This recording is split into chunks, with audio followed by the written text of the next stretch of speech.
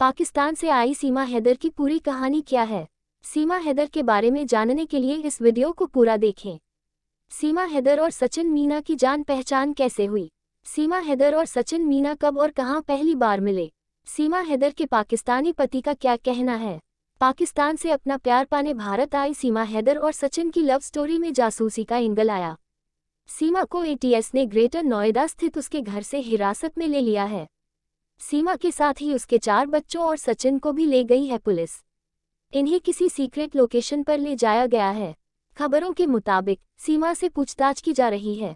यानी intelligence bureau को input मिला है कि सीमा हैदर के चाचा पाकिस्तानी सेना में सूबेदार है। उसका भाई भी पाकिस्तानी आर्मी में है, जबकि इससे पहले सीमा ने कहा था कि उसका भाई सेना में नहीं है बल्कि सेना में भर्ती की तैयारी कर रहा है। सच जानने के लिए यूपी एटीएस जांच कर रही है। सीमा की मोबाइल डिटेल्स की भी दोबारा जांच की जा रही है। नोएडा पुलिस ने सीमा के घर के बाहर सुरक्षा बढ़ा दी है। सचिन के परिवार को किसी से मिलने नहीं दिया जा रहा है। देश की राजधानी से सटे नोएडा से महज 50 किलोमीटर की दूरी पर यमुना एक्सप्रेसवे के पास रबूपुरा कुछ दिनों पहले तक एक सामान्य कस्बा था, बिल्कुल पुराने देहाती कस्बे जैसा। लेकिन पिछले करीब एक हफ्ते से यहाँ पीपली लाइव फिल्म जैसी हालत बन गई है। इसकी वजह है हिंदुस्तान की सरहद के उस पार से 4 बच्चों के साथ आई पाकिस्तानी बहू। महज 5वीं तक पढ़ी हुई सीमा हैदर नाम की यह महिला अविश्वसनीय तरीके से कराची, नेपाल और दिल्ली होते हुए यूपी के इस कस्बे में सचिन मीना के पास पहुंच गई। ये पूरी कहानी शुरू होती है मोबाइल फोन पर ऑनलाइन खेले जाने वाले पबजी गेम पर। रबूपुरा कस्बे के मीना ठाकुरान मोहल्ले का रहने वाला 24 साल का सचिन मीना सिर्फ 8वीं तक पढ़ा है। कोविड से पहले वह कस्बे में ही परचून की एक दुकान पर काम करता था। कोविड काल में दुकानें बंद हो गईं, तो उसका काम भी चला गया। खाली बैठा सचिन मोबाइल पर पबजी गेम खेलता था। सितंबर 2020 में गेम खेलने के दौरान वह कराची की रहने वाली सीमा हैदर के संपर्क में आया। गेम खेलने के दौरान दोनों अपना माइक्रोफोन ऑन करके रखते थे। इस दौरान वे एक दूसरे से बात करते थे। गेम चैट पर भी बातें किया करते थे। रोजाना 3-4 घंटे वे गेम खेलते और एक दूसरे से बात करते।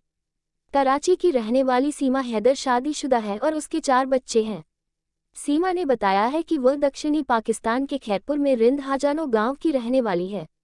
3 बहनों में वह दूसरे नंबर की है। उसका एक बड़ा भाई भी है जो सेना में काम करता है। उसने घर पर आने वाली एक ट्यूशन टीचर से 5वीं तक की पढ़ाई की है। वह 12 साल की ही थी जब उसकी मां की मौत हो गई। सीमा के अनुसार 17 साल में उम्र में परिवार वालों ने 2014 में गुलाम हैदर जखरानी से उसकी जबरदस्ती शादी कर दी। शादी के बाद दोनों कराची चले गए। उसकी बहनें और पिता भी आसपास ही रहने लगे। उनका 2016 में पहला बेटा फरहान और बाद में 3 बेटियां फरेहा और फराह पैदा हुए। 2019 में गुलाम हैदर काम करने के लिए सऊदी अरब चला गया और वह घर पर अकेले रह गई। उस समय वह अपनी सबसे छोटी बेटी की देखभाल में लगी रहती थी। फिर मार्च 2020 में कोविड फैला और सबका घरों से निकलना बंद हो गया। इस दौरान वह घंटों मोबाइल पर टिकटॉक देखती और वीडियो बनाती थी। इसी दौरान उसने मोबाइल पर पहले कैंडी क्रश गेम और उसके बाद पबजी खेलना शुरू किया। पबजी ने उसे गेम खेलने के साथ ही दुनिया भर के लोगों के बात करने की आज़ादी भी दी। इस दौरान उसके संपर्क में कई लोग आए। उनमें सचिन से उसकी खास दोस्ती हो गई। सीमा ने उसे बच्चों से वीडियो कॉल पर मिलवाया। जब किसी वजह से सीमा उससे फोन पर बात नहीं कर पाती थी तो उसके भाई को कॉल करती थी। सीमा बताती है कि एक बार उससे सचिन की कॉल मिस हो गई। इससे वह इतना नाराज हुआ कि उसने अपने सभी सोशल मीडिया अकाउंट से ब्लॉक कर दिया। उसका नंबर भी ब्लॉक कर दिया। उसे मनाने के लिए सीमा ने अपनी बाईं कलाई काट ली। कटी हुई कलाई की फोटो जब उसने सचिन के भाई को दिखाई तब जाकर उसने उसे अनब्लॉक किया। इस बीच दिसंबर 2020 में सीमा के पिता की मौत हो गई। सचिन उससे मिलकर सांत्वना देना चाहता था। इसके लिए उन्होंने गदर फिल्म के बारे में आपस में बात की कि कैसे तमाम बाधाओं के बीच भी भारत में रहने वाला लड़का पाकिस्तान में रहने रही लड़की से मिलता है। इसलिए उन्होंने भी सभी कठिनाइयों के बीच मिलने का फैसला किया। सीमा के अनुसार उसने अपना पासपोर्ट बनवाया और फरवरी 2023 में भारतीय वीजा के लिए अप्लाई किया, लेकिन उसे वीजा नहीं मिल पाया और फिर उन्होंने नेपाल में मिलने का फैसला किया। सचिन ने 8 मार्च को कश्मीरी गेट से काठमांडू के लिए बस पकड़ी। उधर सीमा ने शारजाह होते हुए काठमांडू के लिए फ्लाइट ली। 10 मार्च को दोनों काठमांडू पहुंच गए। सबसे पहले दोनों ने गदर फिल्म देखी और अगले दिन पशुपतिनाथ मंदिर में शादी कर ली। एक हफ्ते तक वे काठमांडू में पति पत्नी की तरह रहे। सीमा ने माथे पर सिंदूर लगाकर भारतीय पहनावे में फोटो खिंचवाए और इंस्टाग्राम पर वीडियो अपलोड किए। इसके बाद वह हमेशा के लिए सचिन के पास आने के लिए पाकिस्तान लौट गई। कराची लौटने पर सीमा ने सबसे पहले एक ट्रैवल एजेंट से अपना घर बिकवाने के लिए बात की। ये घर सीमा के नाम पर खरीदा हुआ था। करीब 12 लाख पाकिस्तानी रुपये में उसका घर बिक गया। इसके बाद उसने अपनी और बच्चों के लिए यूएई के रास्ते काठमांडू की टिकट खरीदे और 10 मई को फ्लाइट पकड़ ली। काठमांडू पहुंचकर उसने पोखरा के लिए वैन ली और वहां से 15,000 रुपये में दिल्ली के लिए एक प्राइवेट बस में अपने और बच्चों के 4 टिकट बुक किए। उसे डर था कि कहीं वह पकड़ी न जाए, खासतौर पर उसे अपने बच्चों के छिन जाने का डर था। बस में कंडक्टर ने उससे आईडी मांगी, जो उसके पास नहीं थी। हालांकि उसने इसके लिए पहले से तैयारी कर रखी थी। सीमा दावा करती है कि उसने कंडक्टर को अपना नाम सीमा और पति का नाम सचिन मीना बताया। उसने खुद को रबूपुरा का रहने वाला बताया और अपने बच्चों के नाम राज, प्रियंका, परी और मुन्नी बताए। अपने पति के ठाकुर और खुद को ठकुराइन होने की बात बताने पर कंडक्टर ने कुछ नहीं पूछा और वह दिल्ली पहुंच गए।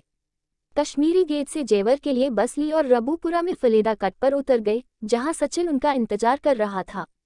सीमा के वहां पहुंचने से पहले से ही उसने सारी तैयारी कर रखी थी।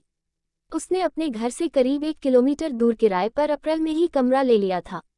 मकान मालिक को उसकी उम्र देखकर कुंवारा होने के चलते किराए पर कमरा देने पर आपत्ति थी।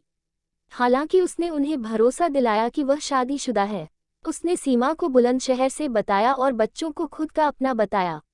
इसके बाद वे करीब 1.5 महीने तक साथ रहे।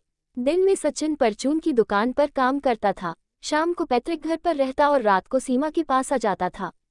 इस दौरान सीमा का पड़ोस में रहने वाली महिलाओं से परिचय हो गया। किसी को उस पर शक नहीं हुआ, लेकिन फिर उसे बच्चों की पढ़ाई की चिंता होने लगी।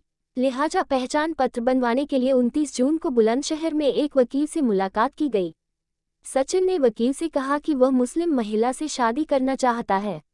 इस पर वकील ने कहा कि स्पेशल मैरिज एक्ट के तहत इसमें कोई दिक्कत नहीं है। लेकिन जब उसने सीमा के दस्तावेज देखे तो वह उनमें पाकिस्तानी पासपोर्ट देखकर दंग रह गया। उसने पुलिस को सूचना दे दी। अगले दिन रबूपुरा की अंबेडकर नगर कॉलोनी में जब तक पुलिस उन्हें पकड़ने पहुंचती, वे दोनों बच्चों को साथ लेकर उससे पहले ही वहां से निकल चुके थे। पलवल के रास्ते में पुलिस ने उन्हें वल्लभगढ़ में पकड़ लिया।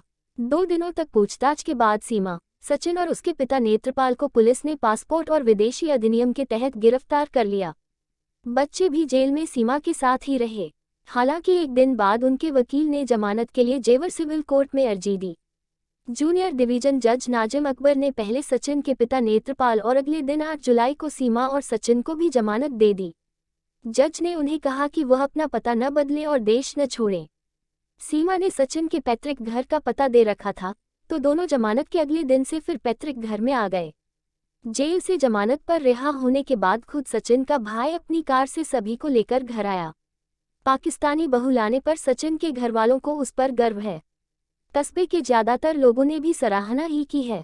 हालांकि कुछ लोग सोशल मीडिया पर उठाए जा रहे सवालों से दुविधा में हैं। डीसीपी ग्रेटर नोएडा साद मियां खान ने बताया है कि पाकिस्तानी महिला सीमा हैदर के दस्तावेजों की जांच की जा रही है और उसके आधार कार्ड LIU के पास वेरिफिकेशन के लिए भेजा है।